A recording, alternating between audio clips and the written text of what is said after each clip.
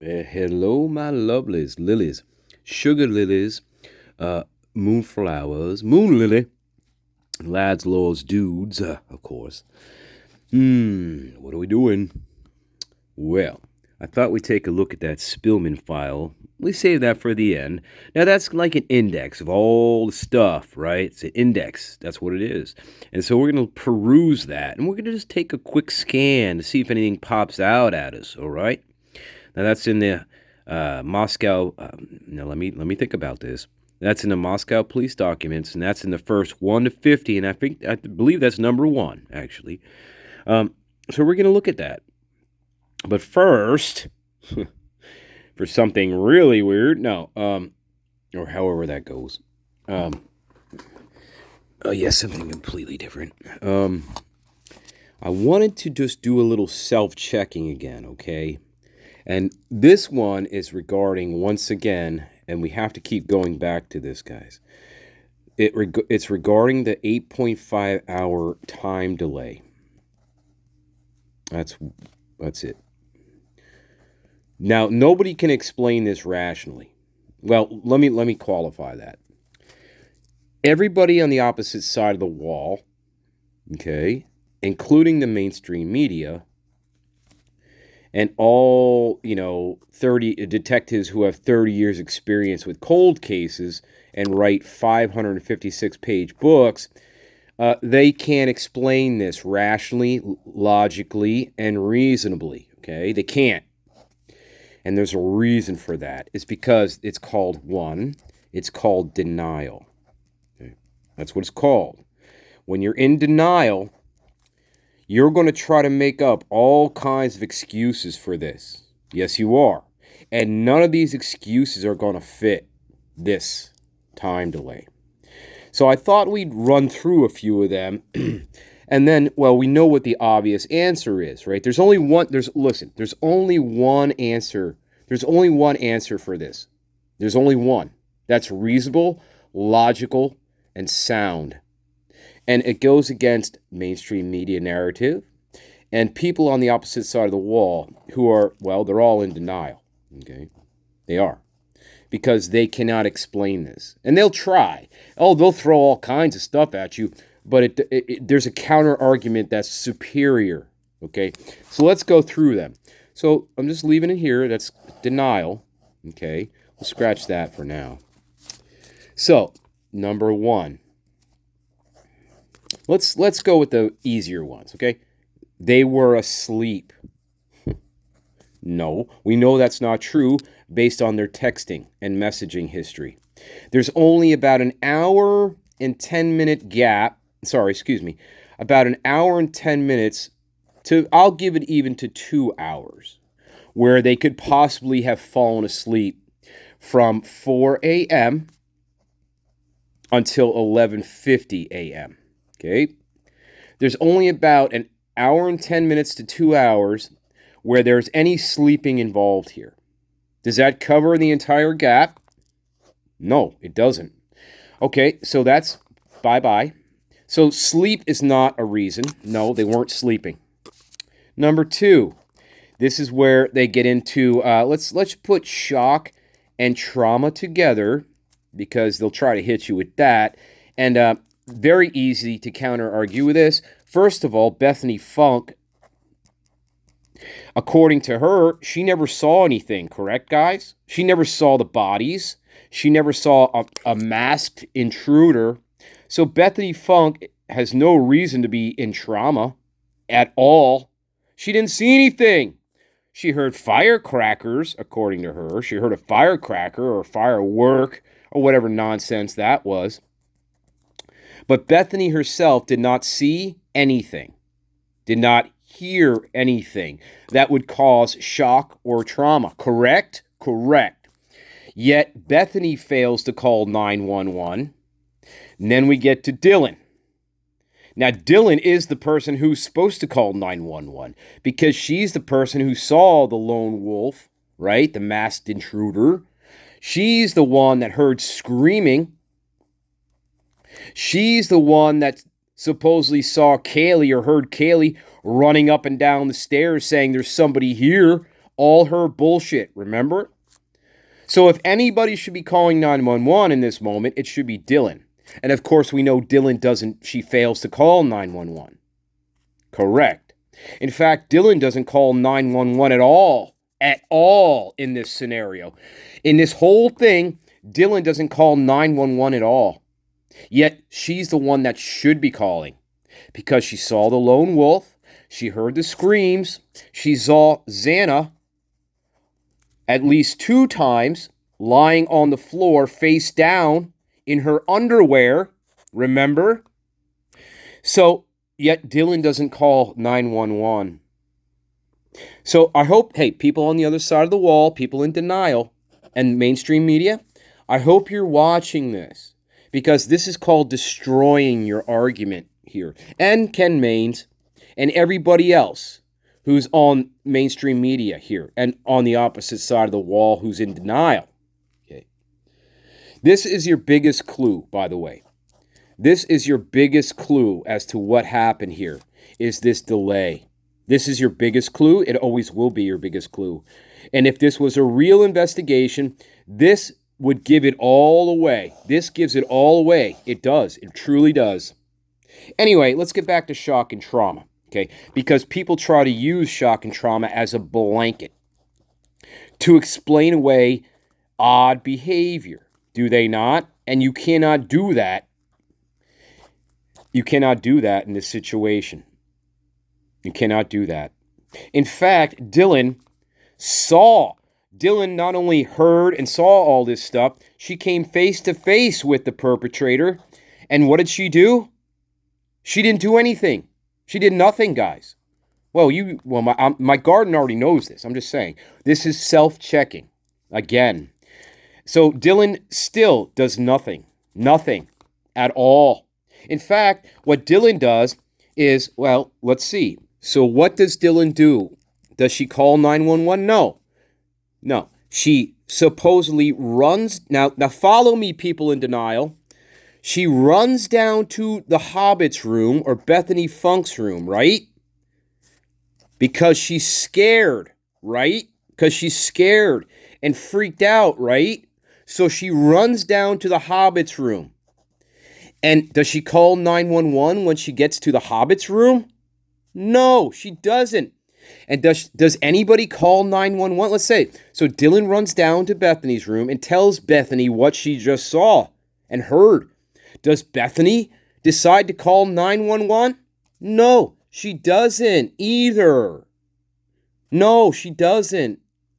So now you have 2 adults who are not doing what normally would be expected in this situation. Now remember, Bethany is not traumatized by anything. Bethany has not seen nor heard anything. So Bethany is not traumatized. She has no trauma whatsoever going on. She's not in any shock. So there goes your argument, people on the other side of the wall. You can't have one without the other. You cannot have Bethany without Dylan. See? You cannot. And so, once again, your argument fails. It fails here. Okay? Even if you exclude Dylan, you cannot exclude Bethany here. Okay? So therefore, your argument is totally shit. Once again, destroyed. You can't account for both of them. That's the problem. And that's why nobody can answer the question. Because they either fail to take into account Bethany or vice versa. See, you can't have it both ways here. Anyway, so Dylan runs down to Bethany's room. She's scared and freaked out, correct? Doesn't call 911. So what do? What does Dylan say? They lock themselves in Bethany's room. Bethany's room is on the first floor, correct? And Bethany's room is right by the front door. Yes, it is. And do they, in the 8.5 hour time frame, because they're so scared and they can't get a hold of their roommates, do they, just walk 3 feet out the front door and get help? No, they don't. They don't do that at all. No, they don't walk out the front door. Even after waiting, let's say they wait 1 hour. Make sure the lone wolf is gone. Ooh. Do they leave? Nope. They stay in the house where the boogeyman is, right? They stay in the house where the boogeyman is lurking because they're so scared. Does that make sense to you? People on the other side of the wall who are in denial. Why would you stay in the house where the boogeyman is? The boogeyman can come and get you at any moment, right? He can find your room, correct? If that's what you're worried about. No, you're not scared at all, are you? No, because you stay in your room. In fact, you could leave at any time. You could leave the house at any time that you want to. But do you? No, you do not. No, you don't. So there you go. Goodbye. What else do we do? So they lock themselves in the Hobbit's room, right? Okay. There may be some sleeping action that occurs for 1 hour to 2. I'm being generous with 2 hours. Okay. But anyway, Bethany, we're just reviewing for the people who are in denial. Bethany is up by 7 o'clock in the morning. Does she call 911 then? Nope. What does Bethany do starting at 7 o'clock in the morning? She starts calling her parents. Remember the whole toothache thing? Yeah, she calls her dad, she calls her mom, she texts her dad, she texts her mom. She starts spam calling her parents and texting because she has a toothache. Remember, you can't handle the tooth. And I couldn't either when she put a curse on me. Right, remember, it's the toothache. Right. Yeah, and then all the social media activity that happens from 7 a.m. all the way through up until the 911 call. Remember all that? Instagram, Facebook, TikTok, Indeed.com makes an appearance, right? Indeed.com, because we're such in trauma. Remember Yik Yak, Run Yik Yak. Remember all that. People on the other side of the wall. Now, you have two grown adults. One of them has not seen or heard anything. And so you cannot apply trauma. And you can't say she was sleeping the whole time because she wasn't. So, again, you can't answer the question. You refuse to answer the question. And again, there's only one answer to this question that fits. And I'm sorry, there is only one answer that fits. What other excuses can we come up with here? Let's just keep going. What's another excuse? Oh yeah. They thought it was a prank. Something like that, right? They weren't sure how serious it was. Remember, that's another excuse we get. Okay, if it wasn't that serious, then why are you literally running to somebody else's bedroom because you're scared? You hear people screaming in the house, and you actually say that. I hear people screaming. I see a roommate who doesn't move, who's passed out face first on the floor in her underwear. You just tried calling her and her boyfriend and the other 2 roommates upstairs. There's no response at all whatsoever. But you feel it's nothing serious. Is that what you're trying to tell me? Well, there goes your argument. Goodbye. Nope, that doesn't fit either, does it, people on the other side of the wall? See, you can't have all this together with the inaction that we see. So, goodbye. Bye-bye. That doesn't make any sense. Any other excuses you want to give to these children? Ken Maines, any other excuses you want to give while you're writing the next book that's 558 pages this time? You fucking all morons. You all really are. And you know what else is really sad, though? You're all in denial of what is true. Yeah, and I'll tell you, my garden already knows this. And oh, by the way, this is for them. My garden already knows this. There is only one plausible, rational, reasonable explanation for why there is an 8.5-hour delay in the call to 911. And that reason is that Dylan and or Bethany,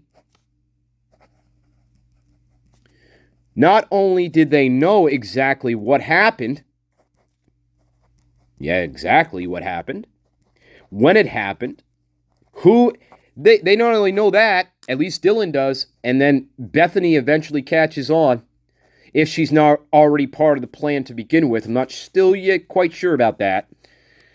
But they also know who did it. Yep. They also know who it was. In fact, Dylan knows that it was one of her friends. Absolutely. And Dylan also knows that this friend, or friends, because there's more than one perpetrator here, including her, she knows that they're not going to harm her. She knows that. So all you see about this running down to the Hobbit's room and being scared and not knowing what to do when I'm a 19-year-old adult, when 6-year-olds can call 911, right? This is all fabrication. Okay, and this also would explain why there was a cleanup, because, again, Brian Koberger is not sticking around the house cleaning things up. No, right? He's not. So that would also encompass the cleanup. The 8.5-hour delay also encompasses cleaning up bloody footprints, especially ones that are Van sneakers. And Dylan owns at least one pair of Van sneakers that are black and white, and that the defense wanted for evidence, remember? And what did Moscow Police Department do? They sent a bunch of items back to Dylan, quote, by mistake, and good old Dylan had to send them back to Moscow Police Department because the defense requested them, remember? Yeah, that's what Moscow Police Department did for Miss Dylan. By mistake. Anyway, the point is there's only one answer that satisfies this scenario, and that is Dylan Mortensen, along with Bethany Funk. They knew or at least Dylan knew exactly what happened. She knew what happened to Kaylee. She knew what happened to Maddie. She knew what happened to Ethan, and she knew what happened to Xana. Point blank, there's no getting around this. There's no getting around it. And the 4 will always point you to this. The 4 will always point you to her. Again, she's the one that got Kaylee back to the house that weekend. Did I need to say that again? And I'm not even talking about luck this time. Yeah. Bad luck. Real bad luck, right, guys? Or did Dylan make her own luck here? Yeah. Remember that whole argument? Yeah. Anyway, back to the point. The 8.5-hour time delay is only satisfied by this and this alone. At least Dylan Mortensen was a participant. Yep. If nothing else, if nothing else, she's definitely accessory to this crime. There is no getting around this. And there's no getting around that to satisfy an 8.5-hour time delay before calling 911. This 8.5-hour time delay is ensured, is there because it ensures a cleanup. We're cleaning up bloody footprints at least. At bare minimum, we're cleaning up our footprints. Did they miss one? Yes, they missed one. Dylan missed one outside of her very own fucking door. She missed one of her own footprints, by the way, outside of her door. We all know this. And that's in the probable cause affidavit, by the way. This is not something just made up randomly. No, Payne put this in his probable cause affidavit to arrest Brian Koberger, correct? Yes, he did. So that's in writing. In fact, you can find most of this in writing. So, guys, I just wanted to do some self-checking again, because Dylan, there is no way of getting around the fact that she is definitely, if not the prime suspect in this case, she is absolutely one of them. There is no getting around it. Bethany wanted to distance herself as far away from Dylan and this situation as possible. And she did that. She went to Reno, Nevada, and she never left Reno, Nevada. In fact, she was so bothered, or whatever you want to call it, by this, she refused to testify at the grand jury. She fought that. Her lawyers fought her from testifying at the grand jury. And it was only until the defense agreed to come out to Reno to interview her that she agreed to this. She really was not going to have a choice either way, because they could have forced her to come back. Believe me, they could have if they wanted to, and they should have. They should have put so much pressure on her and Dylan that they would have cracked, especially Dylan. Dylan would have cracked like a fucking egg. But again, this was not a real investigation. Not. If this was a real investigation, Dylan Mortensen and Bethany Funk, they would have been in the jail. They would have cracked. Cracked. For sure they would have cracked. But Moscow Police Department and Idaho State Police, they treated them like little children. Little girls who were scared out of their minds. Did they not? Yes, they did. And so, guys, there is only one explanation for why there is an 8.5 hour time delay. And only one explanation satisfies. And that is the one I just told you. And you already know this, my garden. This is for the people who are in denial. Because no matter what reason you give me, I can easily shoot it down. Easily. And I just did, in fact. Destroy whatever argument you could throw at me about this 8.5 hour time delay. I can and will destroy you. Because you cannot have Bethany Funk without Dylan Mortensen. You cannot separate the two. You cannot. You could say, well, Dylan was traumatized. Okay, Bethany wasn't. Bethany wasn't traumatized, and Bethany didn't call 911 either, did she? No, she did not. So again, you cannot have one without the other here. And you cannot explain both. And that's why you will fail every time. I'm telling you right fucking now. I told you, Master Nature, he don't fuck around. I told you that from the very beginning, didn't I? Didn't I? There's no way of getting around this. In fact, again, this is your biggest clue, is this time delay. And this is their biggest screw up. At least for Dylan, this is her biggest screw up in this whole case. And the bloody footprint. Don't get me wrong, that's important too. And there's many other screw ups. But this is your biggest one. This is your biggest clue. Anyway, I wanted to start off with that, my loves. Lilies, lords, lads, and dudes. That's called self-checking the prime once again and destroying the people on the other side of the wall. Okay, we're going to pick it up with the Spillman file in the next one. I love you all, my babies. Let's go. Let's go. I told you, Master Nature, he don't fuck around. Let's go. And you know what, guys? In honor of this video of destroying people on the other side of the wall and people in denial, people on the mainstream media like Ashley Banfield, like Nancy Grace, like Ken Maines, like all these other idiots running around out there trying to promote their books and bullshit. Yeah, I'm going to try to play this full song. Yes, I'm going to have to cut it up. So get it while you can, my loves.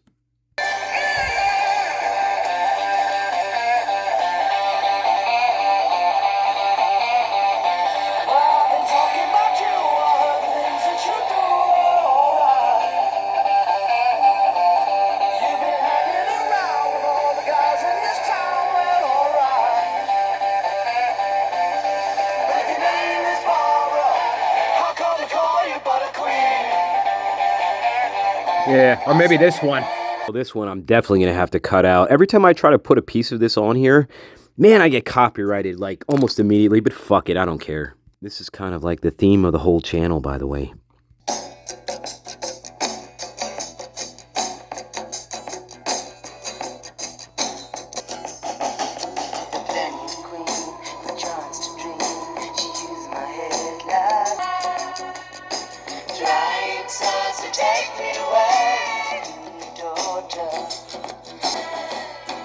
Love is what you want.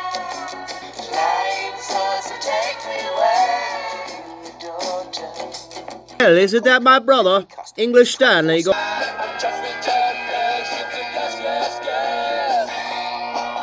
Last one that I'm going to have to cut. This one's for Dylan and Bethany. Yeah. Time to tell the truth. You fucking bastards. In fact, I'm going to make this song the contest song, by the way. Pink Floyd. And the winning song is Childhood's Fucking End.